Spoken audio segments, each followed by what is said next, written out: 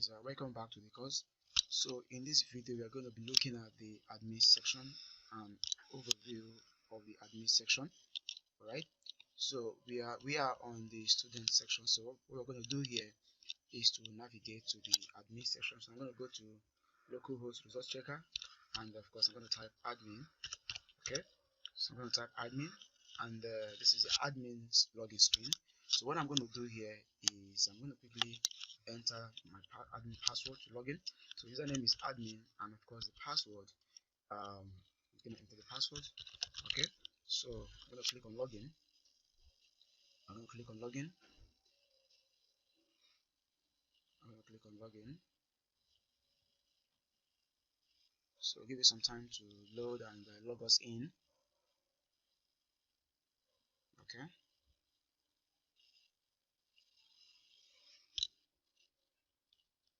Okay, so here we are at the admin dashboard. So on the left hand side of the admin dashboard, we have a form, a simple form here that the admin can use to upload the student results. Okay, now the first information we have here for the student is the student's class. Okay, so here the admin has to select the student class, followed by the student name, the examination year, the examination term, and of course have to also choose a PDF file of the particular student result. Okay, so now I want to show you something here. If I go ahead and click on the select class, input a select tag. Let's say I select the first class that says year 7. Okay, now you see that automatically the student name loads from the database. Okay, now if I click here, I'm going to see the student name that corresponds to this particular class, which is year 7 in this case. So these are the names that correspond to the class of year 7. Okay, now if I go back and click another class, I select another class like year 8, also I tend to get the names of students loaded automatically. Okay, now we are achieving this with the Ajax. Okay, so in the course I will be showing you how you can implement this easily with the use of Ajax. Now if you select a class that does not have a student, like for example in this case year 11 does not have students uploaded yet, so I go ahead and click on year 11, you see I get an error message that says names not found. Okay, names not found.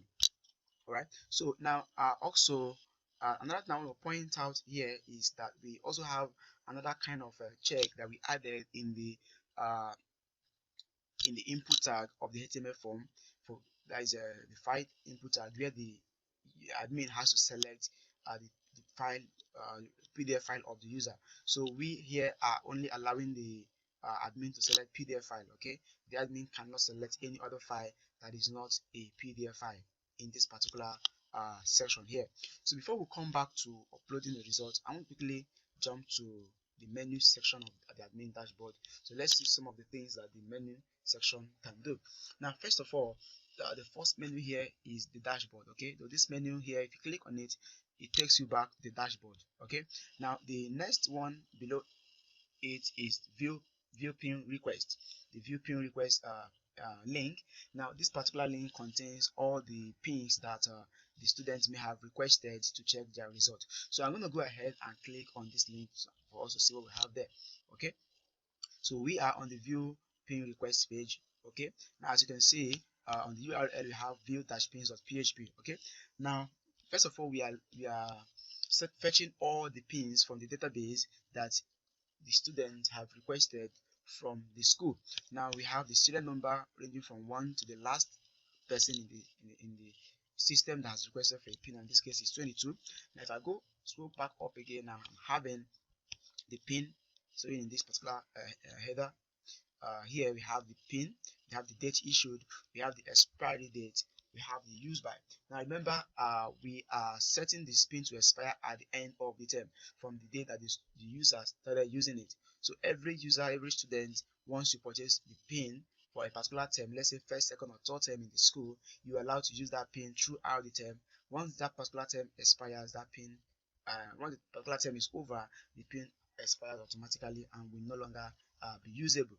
So we have the date issued again, the expiration date, and the use by here tells us the name of the particular student who is actually using the pin in the system. Okay, so that is that for the use view pins page of the admin section. So I'm going to go back to the dashboard and let's see the next page that we have in the dashboard. The next one here is view uploaded results. Okay, now this is the page where the admin gets to view all the results that has been uploaded for the student. Okay, now we're going to click on it and see what we have there. So view uploaded result. Now first of all, here we have 3 results that has been uploaded for the students. Okay, now the first one here we have the serial number as usual that tells us the number that we have uploaded. Now the class ID here will tell you the class of the particular student that the result has been uploaded for. Now in this case we have uploaded result for year 7, another student in year 7, and of course a student in year 10. Now the student name appears on this section. We have Akasin Divine Favor, we have Alfredo Keke, we have Omega Esther. Now the exam year here, as you can see, is 2019 for the 3 of them, and the exam term of course is first term. Now on the action section or the action tab, you can see we have 3 different things that the user the admin can do here.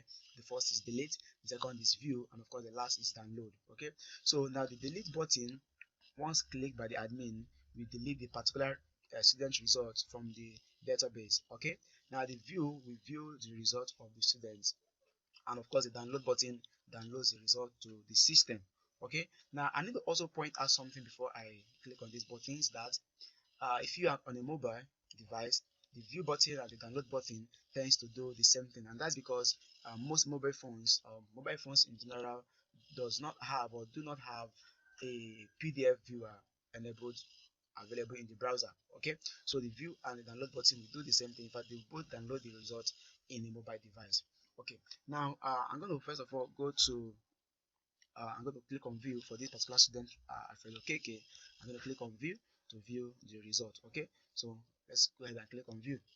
Now if you notice, when I click on view, the result opened in a new tab. Okay, now this is the result of the student. So we have decided to design our own like this. Now you can decide to design your own in any way. Okay, any format you feel like, you can do that for your own school and upload it for the particular students. Okay, so that is that viewing result. I'm going to go back here again. Now I'm going to click on download this time around. If I click on download, this result is going to get downloaded to our system. Okay, so I'm going to click on download now. Now as you can see, after clicking on download, you can see the student result has been downloaded in PDF format. Okay, so I can click on this to open the PDF file, and as you can see, it's open here. Okay, now another thing I will point out is you can also delete a particular student result. Okay, so if I go ahead and click on delete for this particular student, Akasin Divine Favor, I get the message that says result deleted successfully. And if I click on OK, I will be redirected back to the results page. As you can see, I have only 2 results remaining, which is Alfred and Omega. Okay, now I'm going to go back very quickly. Sorry about that. I'm going to go back. I'm going to take all of this away here. Okay, and of course I'm going to click to go back to the admin dashboard again. So the next we're going to see here is view all students. The view all students link. So when I click on view all students, I have a page that loads with all the student information that we have in the database. Okay, now let me start from the top. Now on the top we have a search students input tag here. Now although we have not actually coded the functionality for this particular search search input element. Now I need to also point out that we're going to be using Ajax. Okay, now this search button is not going to be there by the time this particular functionality has been added. So we're going to be using Ajax. Once we start typing the name of the student, automatically we'll be displaying the student results on the table here for you to see. Okay, so follow me in this course. Okay, take this course, and of course I'm going to be showing you how this functionality can be added in the tutorial. Okay, now here we have the serial number of the students. That is the numbers of the student loaded from database 1 to here we have 4 to the last number we have. And also, as you can see, we are having a pagination here. We are not loading all the students in the database at once. We have almost a 150 number of students in the database, but as you can see, we are limiting it here to 10, okay, per page. So we are not loading all the students at once. Okay, and we are doing that with the help of the limit the functionality or my SQL database. And also we have pagination in check here. As you can see, we have pagination here. Total number of pages here is 1 to 15. Okay, so and also you can see here as well we have a message that says you are on page 1 of 15. So whenever you click on any page, we update the current page you are in at this particular section of the page. So you are on rather at this section of the page, so that you can know the section, the page that you are currently on at every point in time. Now, if I go ahead and click on page 7 or 8 here, you're going to see that the page will updated that you are on page 8 or 15, which is the total number of pages that we have. So I'm going to show you how you can also add pagination easily in the course. Now here we have the name of the student, the sex of the student, the class of the student, the registration number, username, the PIN number, and the card serial number, of course. Now also on the action section we have edit and we have delete. Now right now the edit button is not doing anything at this moment, and we're going to be adding the functionality in the course also. Now if I click on edit for this particular student, now I tend to load a bootstrap form. Okay, so I load a bootstrap modal. Okay, a bootstrap modal. You can see we are editing Alfredo Keke's information. We have the name, we have the sex of the student, we have the class, and we have the username. So if you click on update details, this is going to update the student information, but we have not yet added this particular update details functionality. So I know you might be seeing this for the first time, editing information on bootstrap modal without having to go to a new page to do that. So I want to follow me, and of course in this course I'm going to show you how you can implement this particular functionality easily. Now if I go ahead and click on a new student, like another student like this particular one here, I also get you are editing Okwa Achibike's Adeyemi's information. Okay, so the bootstrap modal is speaking each of the students as we click on edit, their edit button individually. So I'll show you how this can be added. Okay, now also if you click on the delete button here, okay, this item also gets deleted. Okay, so I'm going to go ahead and of course click on delete for a particular student. Let's click on this one. So I do this, see the student data was deleted successfully, and if I click on OK, we should be redirected back to the student table, and if you check, that particular student has been deleted, is no longer here any longer. Okay, now that is that. So I'm going to go back again to the admin dashboard, and let's see the next page that we have.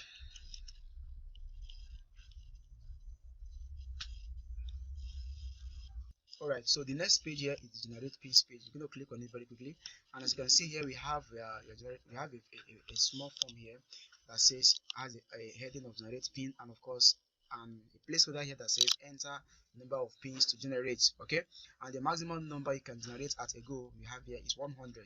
Alright, before we generate pin, I want to scroll down and show you some of the pins we generated earlier. Now if you scroll down, you see all the pins we generated with the serial number, the pin, and the status. Okay, now if you check, you see that some of the pin have a status of closed and others have a status of open.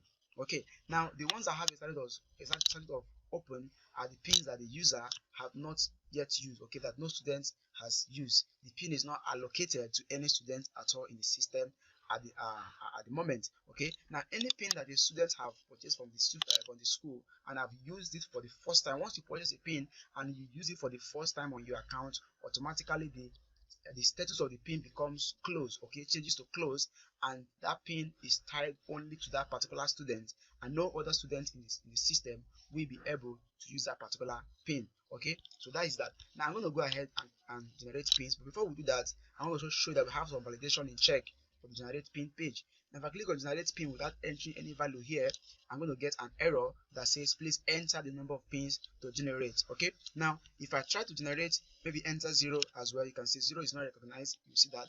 Now I'll also get the same message that says please enter the number of pins to generate. Okay, now if I also try to enter a number above the required number, which is 100, like example I enter 101 and I click on generate pin, I'll also get an error that says number must be between 1 and 100. Alright, so now let me scroll down again so you can see that we have about 48 pins here. I'm going to enter like 6 to generate, so 6, and let's see what goes on. Now 6, and I'll click on generate pin, and of course I see pin generated successfully. And after the page reloads, our number of pins should increase from 48 to around 54. That shows that the pins of the truth were generated successfully. Okay, so this is where admin can generate as many number of pins as possible for the student in the school.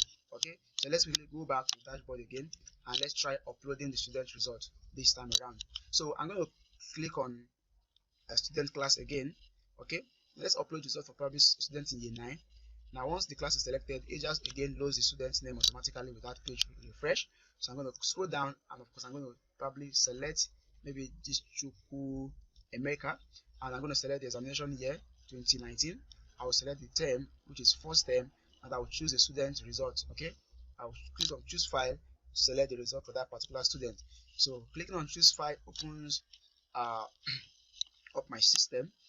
Okay, then I have to navigate to where I can select the student result. So here I'm just going to select any random PDF file here. It doesn't really have to be an actual result. Okay, just to demonstrate to you how you can upload a result for a student. So I'm going to just go to this. Let me go to my document folder, and I'm going to just select scheme of work. Okay, just for demonstration purpose. Okay, I'll select that scheme of work there, and I'm going to click on upload results. Okay, so upload results, and we wait. Now as you can see, we get a status message that says result uploaded successfully. Okay, now to verify that, we're going to go to view uploaded result page a second time. Let's go back there, and of course we can see the result was uploaded year 9 Chuku Emeka, and 2019 the year, and term is first term. Okay, now go back again to the admin dashboard. Now I want to point out something else to you again, one very important validation that we also added to this application. Now, we don't want an admin to upload the same result, multiple times for a particular user. Okay, like for example, you uploaded first term, and probably the admin forgot that he or she has uploaded the first term result or second term result and the same year for that particular student, and go ahead and upload it again. So we're adding a very important check there that will prevent an admin to upload results a multiple time for the particular student. So let's try uploading this student result again. I'm just going to right click and open this in a new tab. Okay, so let's say we want to upload this Chuku Emeka result again, and let's see what happens. So again, we're going to select class, which is year 9, and the student name, don't forget, is Chuku Emeka. Okay, Chuku Emeka. So I'm going to select 2019 again as a year, and also first term as a term, and let's select a file again. It can be any file at all, and click on upload result.